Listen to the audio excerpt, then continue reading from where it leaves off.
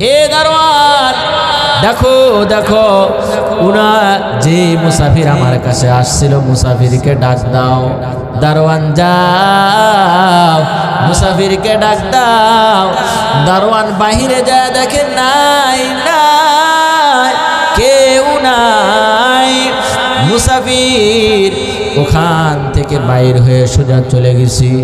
দারোয়ান বাদশা নামদারের সামনে যায় বললেন, ও বাদশা নামদার, বাহিরে কেউ নাই, বাহিরে কেউ নাই। বাদশা চিন্তায় পড়ে গেলেন, এমন কথা 30 বছরের ভিতরে কেউ বলে নাই। আমার বুঝার আর বাকি নাই, ইনি হলেন আল্লাহর পাঠানো ফেরেশতা। বাদশা নামদারের বুঝতে আর বাকি নাই, আল্লাহ তাআলার পাঠানো ফেরেশতা আল্লাহ পরীক্ষার জন্য আমার কাছে পাঠিয়ে দিয়েছে। সুবহানাল্লাহ।